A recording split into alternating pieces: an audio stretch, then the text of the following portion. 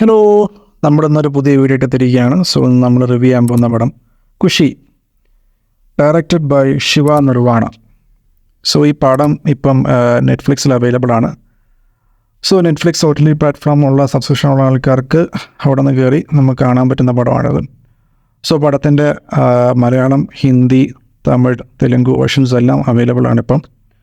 So പടത്തിൽ അഭിനയിച്ചിരിക്കുന്നത് നമ്മുടെ വിജയ് ദേവരകൊണ്ട, അതുപോലെ തന്നെ സമാന്ത, പിന്നെ നമ്മുടെ ജയറാമേട്ടനുണ്ട്, പിന്നെ അതുപോലെ തന്നെ രോഹിണിയുണ്ട്. സോ മലയാളത്തിൽ നിന്ന് അവർ രണ്ടുപേരാണ്. പിന്നെ ഈ പടത്തിൻ്റെ ബാക്കി കുറച്ച് ആൾക്കാരുണ്ട്, സച്ചിൻ കേദാർ, പിന്നെ അതുപോലെ തന്നെ മുരളി ശർമ്മ, അങ്ങനത്തെ കുറച്ച് ആൾക്കാർ ഇതിൻ്റെ അകത്തുണ്ട്. പറയത്തക്ക ഒരു ക്യാരക്ടർ ചെയ്തിരിക്കുന്നത്. സോ ഈ പടത്തിൻ്റെ തീം എന്ന് പറയുന്നത് പ്രത്യേകിച്ച് തീമൊന്നുമില്ല. കാരണം വെച്ചാൽ തീം പറയാൻ പോയി കഴിഞ്ഞാൽ സ്പോയിലറാവും. എന്നാലും പറയാം, കാരണം വെച്ചാൽ നിങ്ങളാരും ഈ പടം കാണുന്നത് ഞാൻ ഒരിക്കലും ഈ പടം ഞാൻ റെക്കമെൻഡ് ചെയ്യില്ല. കാരണം എന്താണെന്ന് വെച്ചാൽ ഈ പടം ശരിക്കും പറഞ്ഞാൽ മറ്റേ ഈ വിജയ് ദേവരകൊണ്ടയുടെ വേറൊരു പടം ഉണ്ടാവും, ഒരു ഇടിപ്പടം ഉണ്ടായിരുന്നു, ലൈക്കറോ എന്തോ ഒരു പടം ഉണ്ടായിരുന്നല്ലോ. അതൊക്കെ വെച്ച് നോക്കുമ്പം ശരിക്കും പറഞ്ഞാൽ ഞാൻ പറയുന്നത് അത് ഭേദമാണെന്നാണ് പറയത്തുള്ളൂ. അതിലും പോറാം. അപ്പം പടത്തെക്കുറിച്ച് പറയാം. അതായത് ഈ പടം തുടങ്ങുന്നത്, അതായത് രണ്ട് ഓപ്പോസിറ്റ് ചിന്താഗതിയുള്ള രണ്ട് വ്യക്തികൾ, അതായത് ഈ വിജയ് ദേവരകൊണ്ടയുടെയും അതുപോലെ തന്നെ സമാന്തയുടെയും ഫാദേഴ്സ്.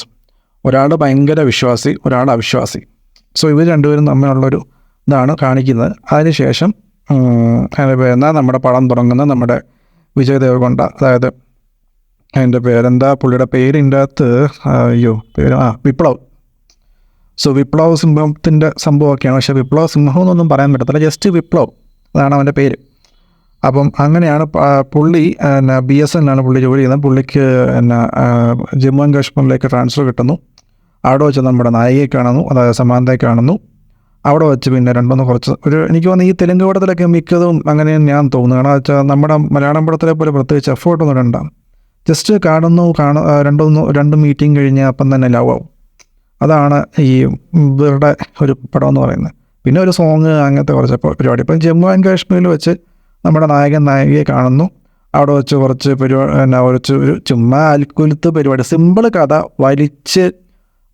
വലിച്ച് നീട്ടാവുന്നതിൽ എന്തും മാത്രം നീട്ടാവും അത്രയും നീട്ടിയിട്ടുണ്ട് ആ പടം. അപ്പം അങ്ങനെ വെച്ച് അവിടെ വെച്ച് കണ്ട് ഒട്ടും യോജിക്കാത്ത ഒരു ക്ലീശേ കഥ അതിൻ്റെ അകത്ത് എടുത്തിട്ട് എങ്ങനെയെങ്കിലുമൊക്കെ ഒന്ന് കാണാമല്ലോ, അങ്ങനെ വേണ്ടിയിട്ടാണ് ആ പടത്തിനകത്ത് ഈ പെണ്ണിനെ അവർ കാണിക്കാൻ വേണ്ടിയിട്ടാണ് ഇട്ടിരിക്കുന്നത്. ഇവർ തമ്മിൽ കാണാൻ വേണ്ടിയിട്ടാണ് അങ്ങനെ ഒരു കഥ പറഞ്ഞിരിക്കുന്നത്. അതിനുശേഷം വീണ്ടും നമ്മുടെ നായകനും നായികയും നാട്ടിലേക്ക് തിരിച്ചു വരുന്നു. തിരിച്ചു വരുമ്പോഴത്തേക്ക് അവരുടെ അച്ഛനും അമ്മയും തമ്മിൽ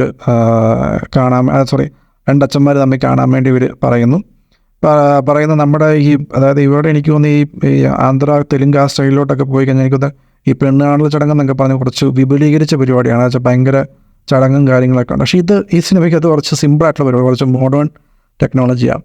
അതായത് ഒരു മെട്രോ സ്റ്റേഷനിൽ വെച്ചാണ് ഒരു പെണ്ണ് കാണാൻ വേണ്ടി വരുന്നത്. അതായത് ഒരു പ്രേമത്തിലാണെന്നുള്ള കേസ് ഇവർ വീട്ടിൽ പറയുമ്പോഴത്തേക്ക് ഇവർ കാണാമെന്ന് സമ്മതിച്ചത്. അതിന് കുറച്ച് കാര്യങ്ങളൊക്കെ അതിൻ്റെ നടപ്പുണ്ട്. പക്ഷേ അതൊന്നും പറയേണ്ട ആവശ്യമില്ല.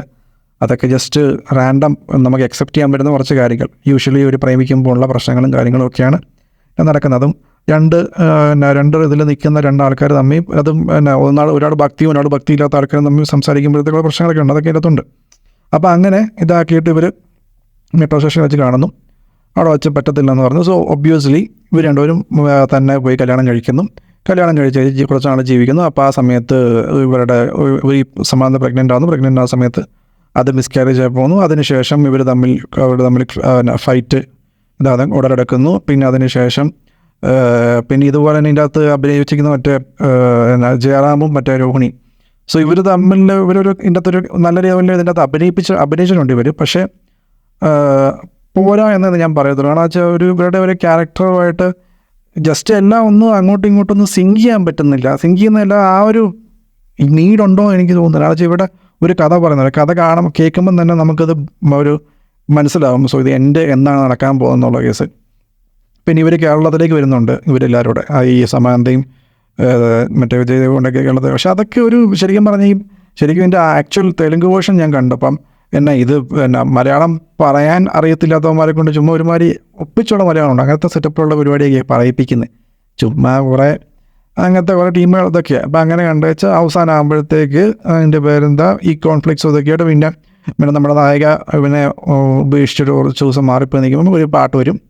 ഞാൻ ശരിക്കും പറഞ്ഞ ഈ സിനിമ കാണാനുള്ള മെയിൻ കാരണം എന്ന് വെച്ചാൽ ഇതിൻ്റെ അകത്ത് ഈ റീൽസിൻ്റെ അകത്ത് നമ്മുടെ ഇൻസ്റ്റാഗ്രാം തുറന്ന് വെച്ചാൽ ഇടയ്ക്കിടയ്ക്ക് ഈ സിനിമയ്ക്കകത്ത് പാട്ട് റീൽസിൻ്റെ അകത്ത് കേൾക്കുന്നത്. അങ്ങനെയാണ് ഞാൻ ശരിക്കും പറഞ്ഞ് ഈ പടം ഏതാണെന്നുള്ള സംഭവം തപ്പിപ്പിടിച്ച് ഈ പടം കാണാൻ വേണ്ടി ഇങ്ങനെ നെറ്റ്ഫ്ലിക്സ് വന്നപ്പോൾ ജസ്റ്റ് കണ്ടത്. അപ്പം ഒബ്വിയസ്ലി അവസാനം ആകുമ്പോഴത്തേക്ക് ഒരു നായകൻ ഒരുമിക്കുന്നു. സോ ഇതിൻ്റെ അകത്തെ ഒരു സമ്മറി എന്ന് പറയുന്നത് എൻഡ് ഓഫ് ദ ഡേ നമ്മുടെ ഈ റിലീജനും അതായത് വിപ്ലവങ്ങളും ഒന്നും അല്ല, നമ്മൾ രണ്ടുപേരും സ്നേഹമാണ് നമ്മുടെ റിലേഷൻഷിപ്പിൻ്റെ അകത്ത് വേണ്ട എന്നുള്ള സംഭവമാണ് ഇതിൻ്റെ അകത്ത് പറയാൻ ശ്രമിക്കുന്നത്. പക്ഷേ അതൊരു ചെറിയൊരു തീമിനെ ഇവർ വലിച്ചങ്ങ് നീട്ടിയ സെറ്റപ്പ് പോലെയാണ് എനിക്ക് തോന്നിയത്. സോ ഈ പടത്തിന് പ്രത്യേകിച്ച് റേറ്റിംഗ് ഒന്നും ഞാൻ പറയുന്നില്ല, കാരണം വെച്ചാൽ പറയാൻ ഉള്ള റേറ്റിംഗ് ഒന്നും ഇതിൻ്റെ അകത്തില്ല. വെറുതെ പറഞ്ഞേച്ച് പിന്നെ അത് മോശമാവും, പിന്നെ അത് വേറൊരു തരമാവും. പിന്നെ വിജയ് ദേവരകൊണ്ട ഫാൻസൊക്കെ ഇത് കണ്ടു കഴിയുമ്പോഴത്തേക്ക് ഭയങ്കരമായിട്ട് വലിയ അങ്ങോട്ടും കയറി നമ്മുടെ വീഡിയോ പിടിച്ച് ട്രോളാൻ തുടങ്ങും. ഇതിനെ വെറുതെ കാരണം അത്രയ്ക്കുള്ള സെറ്റപ്പൊന്നുമില്ല. പിന്നെ പ്രത്യേകിച്ച് ഒരു എക്സ്പെക്റ്റേഷനും ഇല്ലാതെ സമയം കളയാം. ഒരു 2 മണിക്കൂറും 2.25 മണിക്കൂറും നിങ്ങൾക്ക് സമയം കളയാനുണ്ടെങ്കിൽ you can go and watch this movie. So ഇതാണ് ഈ പടത്തെക്കുറിച്ച് പറയാനുള്ളത്.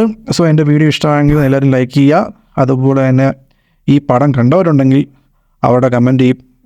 അവരുടെ അഭിപ്രായം നിങ്ങൾ കമൻറ്റ് രൂപത്തിൽ പറയാവുന്നതാണ്. അതുപോലെ എൻ്റെ ചാനൽ സബ്സ്ക്രൈബ് ചെയ്യാൻ വേണ്ടി ഞാൻ അഭ്യർത്ഥിക്കുന്നു. സോ വീണ്ടും നല്ലൊരു വീഡിയോ ആയിട്ട് വരുന്നവരേക്കും താങ്ക് യു. സമാധാനം എന്നും